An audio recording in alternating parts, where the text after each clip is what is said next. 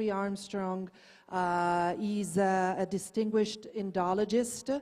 He's an international speaker and practitioner and teacher of the Vedas for the last 40 years.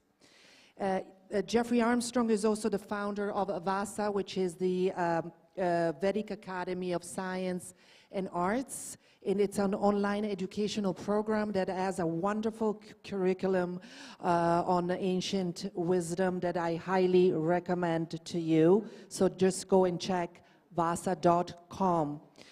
Jeffrey Armstrong also holds degrees in psychology, in history, and in comparative religions. He's a best-selling author. He wrote, among many books, The Spiritual Teachings of the Avatar, Ancient Wisdom for a New World, and lately an amazing translation, English translation of the Bhagavad Gita called the Bhagavad Gita Comes Alive, which I highly recommend for you if you want to read a wonderful translation of the Gita to purchase Jeffrey Armstrong's translation and book.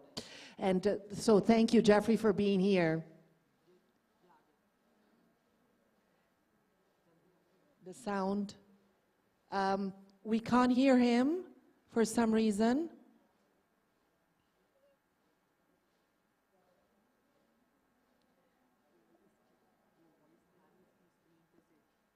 Thank you, Jeffrey. We were having an issue with the sound, so I hope they fixed that. So let me just go ahead and say what the subject of Jeffrey Armstrong's speech will be today. So the subject will be why modern medicine is trapped in a one-lifetime paradigm and how to change its world view. Very interesting subject, and just one question before we start. Why did you pick this subject, especially this subject for today?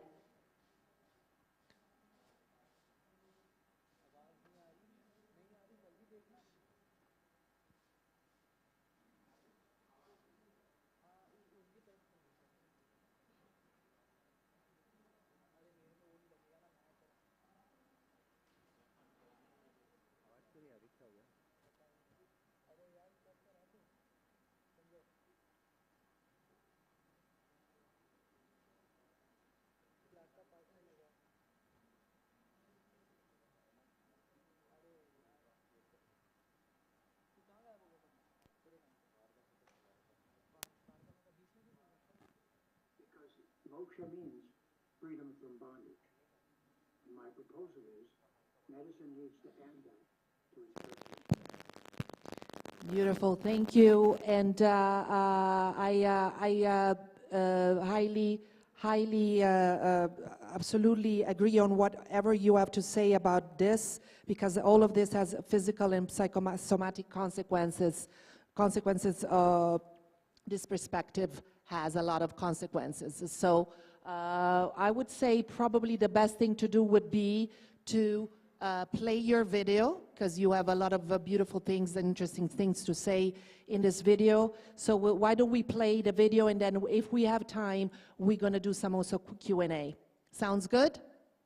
Okay. Thank you, Jeffrey. Thank you for participating, and let's play the video. Thank you.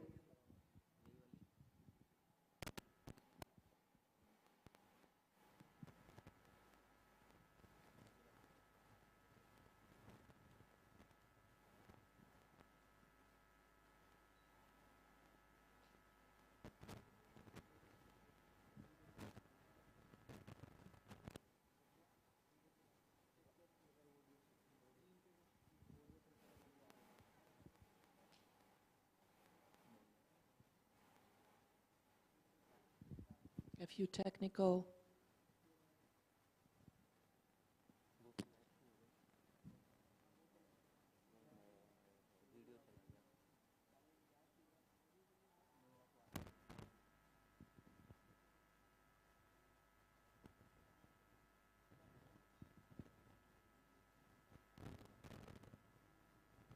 going to take a few seconds, like I think they have. Before we begin, I want to honor all of you, each and every one. Health work.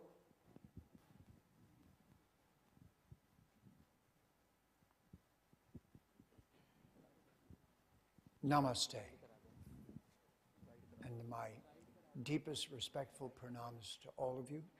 What an illustrious gathering. I only wish I was there to see you all in person.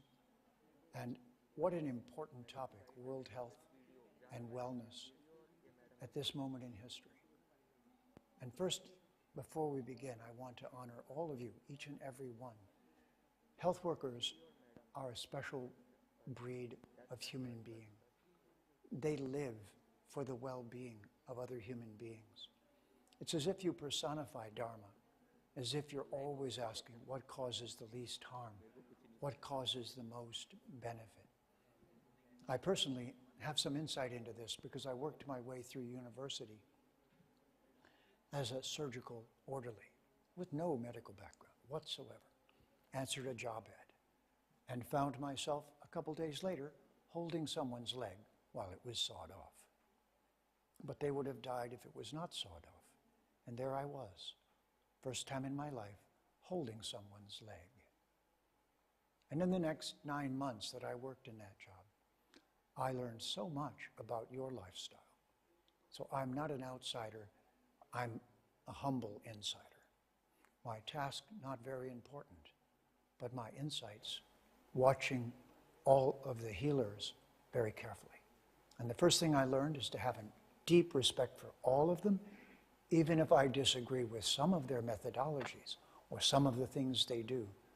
What they get is highest marks for compassion, sincerity, determination, working long hours, and complete dedication. So it's a great honor to speak with you today. And everything that I say after this is from my best possible contribution to improving what you're doing and to helping you to meet those goals. And for long years, I've observed and thought about this. I also have been a yoga practitioner since 1969. And I have a degree in psychology and would otherwise have gone on and been a professional psychologist. I've been a Jyotishi since 1973, which is another word for psychologist. Before there were psychologists, we Jyotishis talked with everyone about the flow of cause and effect passing through their immortal consciousness. And this brings us very nicely to our topic for tonight, which is why modern medicine is trapped in a one-lifetime paradigm and how to change its worldview. This is my proposal to you tonight. So please reflect upon it for a while before coming to a conclusion about it. It's almost as if it's such an ingrained habit in the civilizations of our world right now.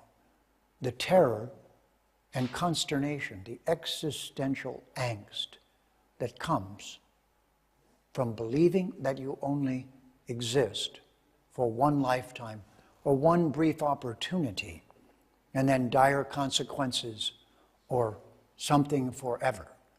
In both cases, it is a violation of something that everyone feels intrinsically, not humans, all living entities. Is it not so? All living entities do not want to perish. It's not just, do we need to take a vote? It's unanimous.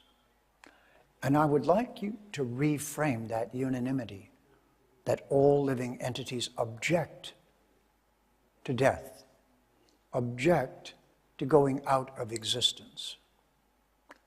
Now, all of you from Bharat, I like to call India Bharat, to be closer to the root of the tree. All of you from Bharat have to some degree learned Samkhya and Samkhya Yoga and Ashtanga Yoga and all of the different knowledge of the Veda that you were exposed to, depending upon your perspectives. If you are not from India, but you are visiting, then the most important thing you can do is to expose yourself to another world view. So I want to start there, just so that it's crystal clear. And the clarity that I bring to this comes from coming in from the outside, studying Sanskrit, having proper gurus, spending 5 years in an ashram. So I'm not an amateur yogi who studied it in a library somewhere, or took a couple of New Age asana classes and now calls myself a yogi. This is a lifetime commitment. And I made that commitment at age 23, just had my 76th birthday. 5 years in an ashram, Sanskrit professor, studied Samskrita, and studied Jyotish, all with gurus, and Vedanta and its practice for 5 years. Now, having said that, to all of you, there's an essence in all of those practices, an essence at the very core of the Vedic civilization. And in a single word, that is, each one of us is an Atma, is an immortal being.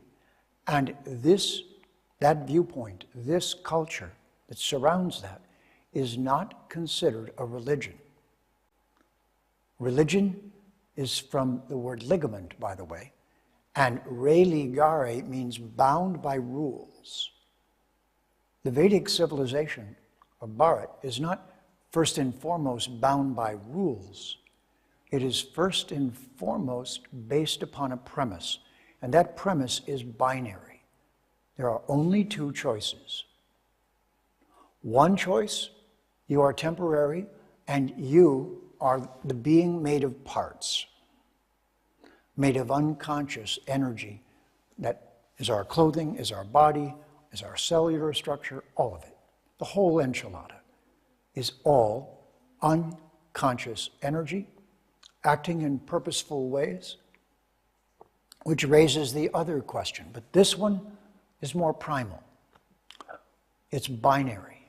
You either believe that you are made of parts and simply of unconscious energy, in which case you have no explanation for your desire for immortality.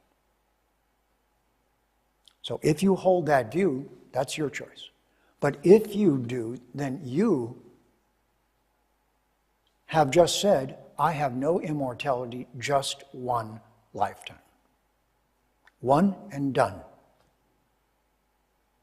This is very important because this is binary and it's mathematics and it's science. It's not religion. There's just two choices. You can or cannot die. And yoga and the entire Vedic civilization says not. Cannot. But because of colonization, yoga has been called religion. And this positioning of Brahman and us as an Atma, as an immortal being, visiting the realm of Prakriti, visiting the temporary realm, where everything is governed by time, made of parts, and must die. My proposal to you is that we still live under the dominance of colonialism, which was, with no disrespect, but instigated by the Pope, by Christianity. I would like to say to you, I was raised a Christian. Not real Christianity, but a problematic form of it that became aggressive. But by the time that Columbus came to the Western world, to North America, and so-called discovered it, by that time, Christianity had deviated from its religious nature, and the Pope said, take whatever you want if they're not Christians. If you want to look that up, look up Discovery. If you want to hear more about it, get in touch with me after the talk. But for the moment, I just want to make a clear distinction that what differentiates the rest of the world from the yoga philosophy of Bharat is that Brahman, the realm that exists forever, and us as an Atma, from which the word atomic comes, by the way. Atomic is Latin, atome. You can't cut it. Isn't that what it says in the Bhagavad Gita? Can't cut it, can't burn it, can't break it, can't get rid of it, can't destroy it. So I am proposing to you that the Vedic civilization, the Sanskrit language, which is the most scientific language on our planet, far beyond anything Latin ever was, Latin and Greek are derived from it, that the Sanskrit language in its perfection gives us the language to describe our undying nature. We cannot and do not die. And that is not religion, and that is not faith. That is the binary choice. But tell me, where in nature do you see living entities volunteering to die? Nowhere. Only humans, if they're sufficiently twisted and suffering, might propose to do so. So what I am proposing to you as scientists is that it is not religious but scientific to explain to your patients that the psychosomatic implications of having a temporal, one lifetime, fear-based identity of self is the dilemma that's at the root of much of their anxiety-induced illness and lack of well-being. Isn't this the principle of yoga? Isn't this why there are 8 limbs and why we work on the body through asana and the breathing? So why doesn't the medical system teach us how to properly, healthily inhabit a body? Why isn't every child in school taught this? Because it would be mistaken for religion at this point in history. But it's not. It's scientific. It's medical. It's the same for Ayurveda. Ayurveda and the body types, the doshas, the vata, pitta, kapha, are simply a reflection of a correct understanding of the molecular constitution of a particular body and knowing the predispositions for food, for elements, for procedures, for behavior, for metabolism, for all the functions going on in the body, for aging. And if you add to this, now this is going to be a leap for you, but if you add Jyotish to this, you know that one of the pillars of science that only is true for one culture in the world, and that's Bharat, is astronomy. If you want to understand this more profoundly and you haven't read his works, read the works of Nilesh Oak, who is shown conclusively in the Itihasa of Ramayana and Mahabharata that there are astronomical descriptions in those 2 texts that pinpoint particular moments in history astronomically that are not vague and are precise. And the Mahabharata and the Ramayana are dated respectively 7,500 and 12,000 years ago because of the astronomy in their texts. Is this science or religion? Science. What might have happened at those times is up for conversation. But the culture of Bharat is the culture of the effects of cooperating with the ritam, or laws of nature, and of each individual being informed that the reason they do not want to die is that they cannot. My proposal to you is it's binary, not religious. It's actually scientific. It's an observation. It's not a faith. If you call that a faith, then everything is a faith. But it's provable. I can prove it to you. Can't you prove it to yourself? Tell me who wants to die. Point to one. Except for those in such suffering that they would rather just no longer experience that suffering. But other than that, no one does. And yet we long for longevity. We long to not die. Where does that come from? Does the temporary produce that? Is that possible? Not scientifically. It's not scientifically possible for a thing with parts to present itself as wanting to be a whole. What does it know of a whole? How does it? It is a whole. It's a whole where everything goes entropic, downhill.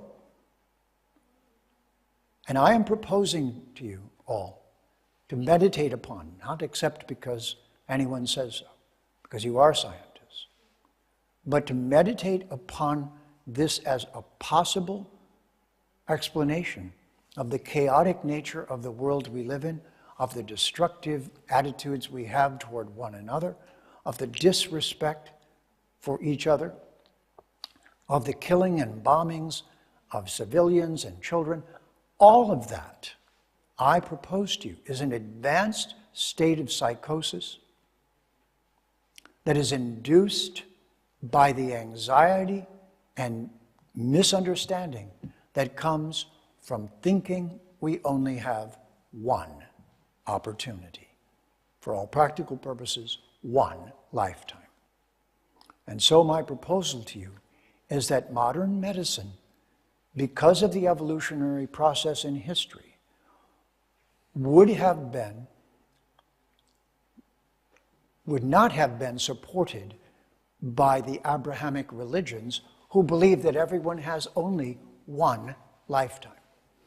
Even if they propose an immortal state, the question is, how do you take a mortal being and give it an immortal nature? But the more logical is that if we're all immortal beings, we don't want to die. And then what we're doing here is having an experience that is essentially different than who we are. And what do we say in yoga? Aham kara or aham brahmasmi. It's binary. There's no third choice. Either I am matter and my consciousness emanates from matter, or I am Brahman and my consciousness permeates matter. There's just two choices. My proposal to you is that as a profession, your profession, just as it's sometimes dominated by the pharmaceutical companies and their profit motives, is similarly dominated by archaic religious worldviews that will not let you advise people that it's healthier to hold a steady viewpoint of themselves as an immortal being. They are already behaving more like that than like a temporary being, or you'd be out of business. Psychologists would be out of business if it isn't driving people insane. What drives them insane? One lifetime under huge pressure, not getting what you want, in a miserable existence of some kind or another.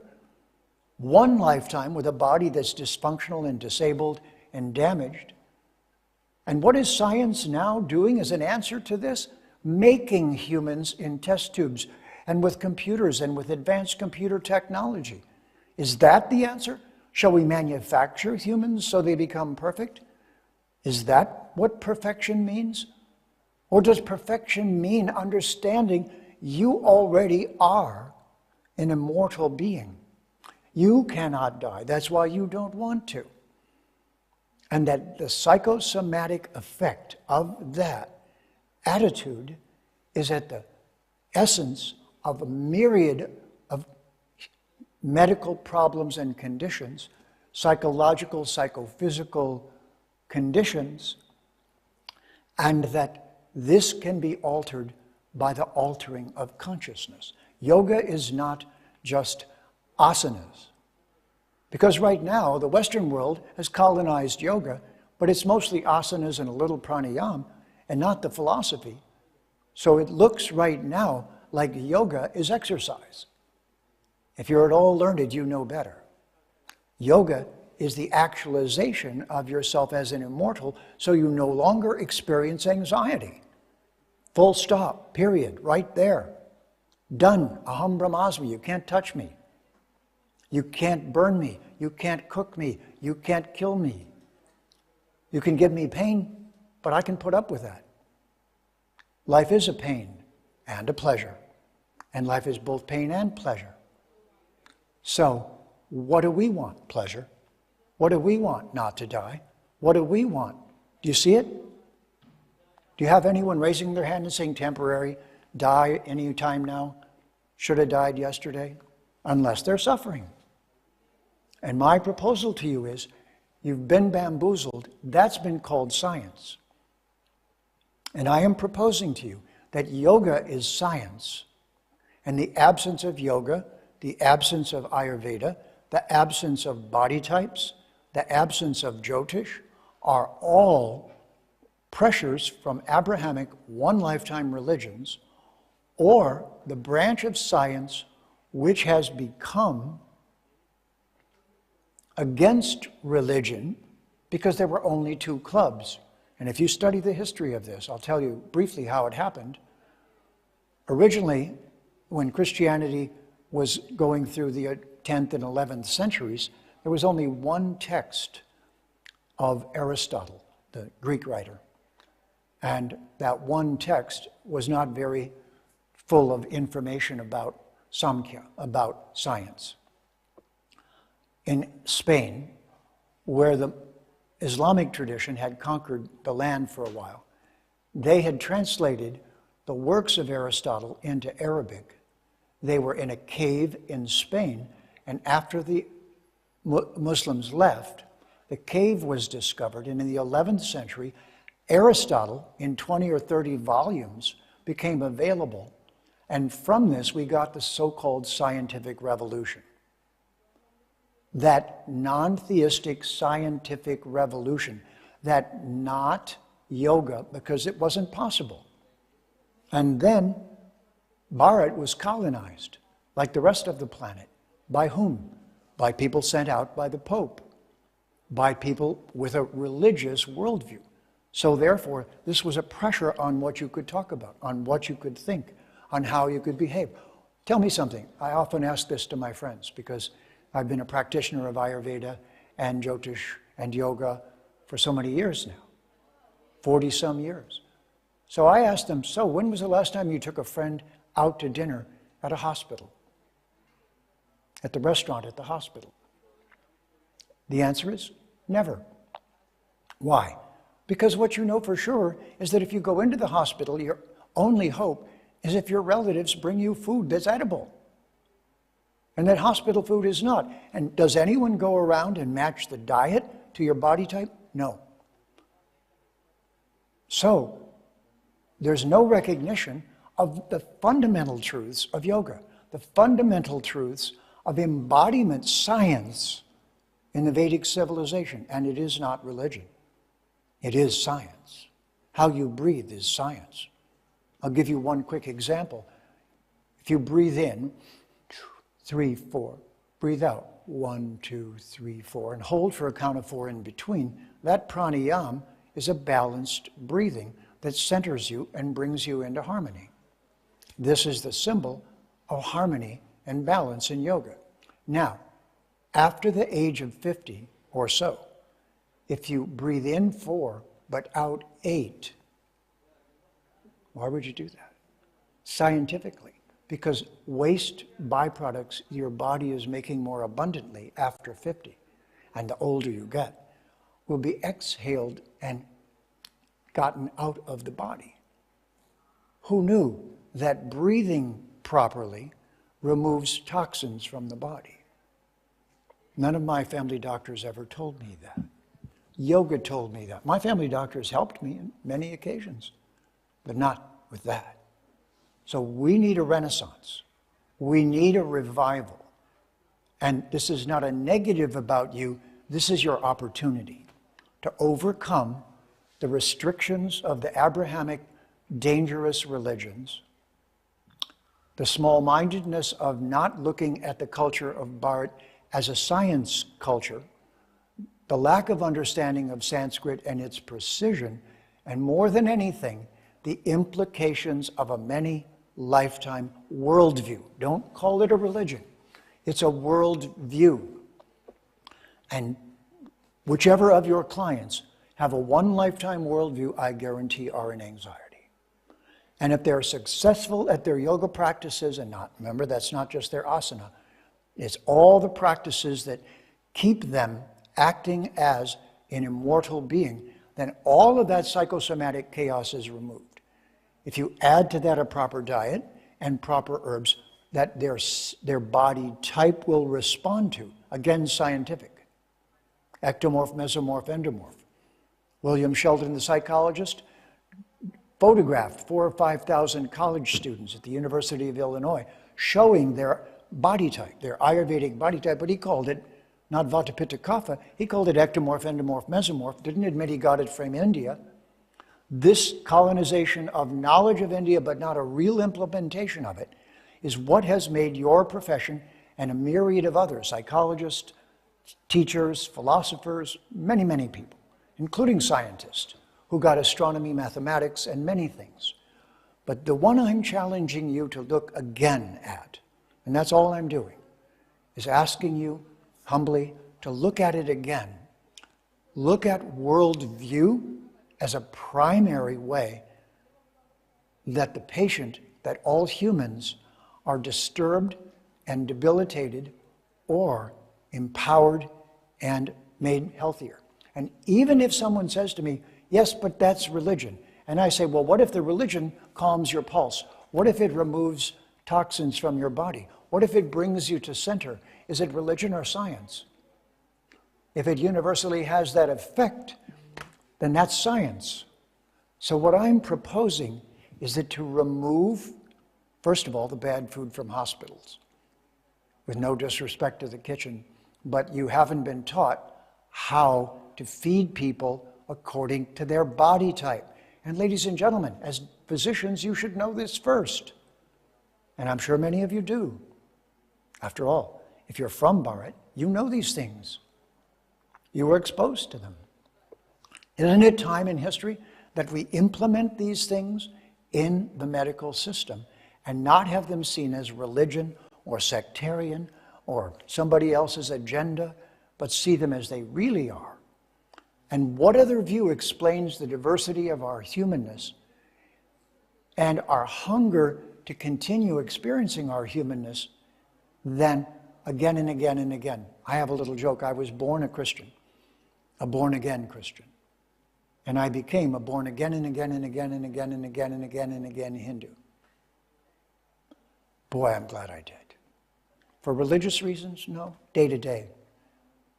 I stay balanced. That's what this means.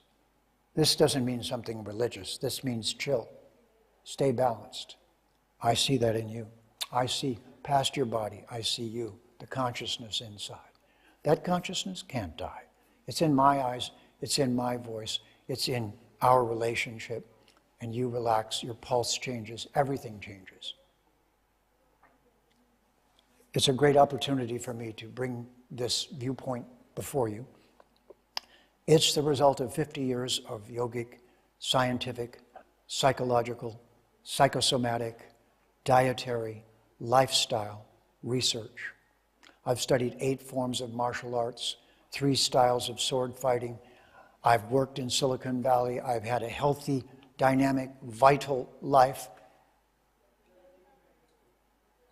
And yet, I see the vitamin deficiency of both the worldview and the food and the diets on a planet fed on junk food.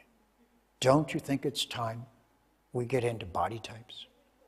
And if there's anything in allopathic medicine that resists that, that must go.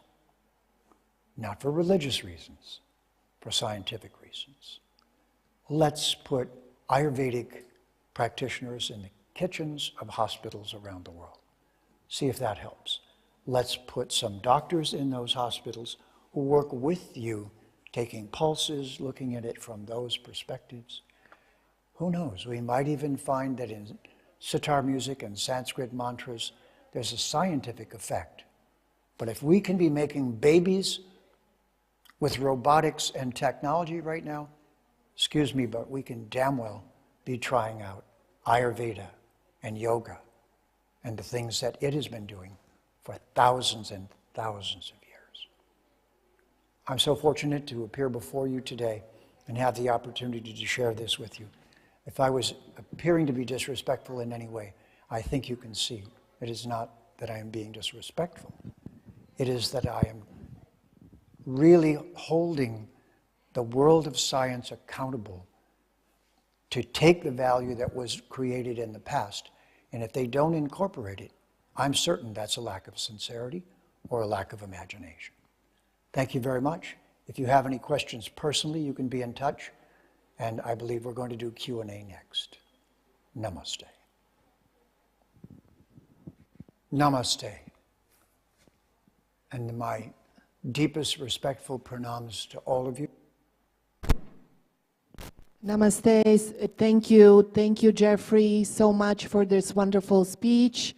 And we're honored to have had you. And we have no time right now for Q&As, but I'm sure that whomever wants to talk to you will write to you directly, and we're going to have them send them your email. So thank you so much, and on to the next edition. Thank you.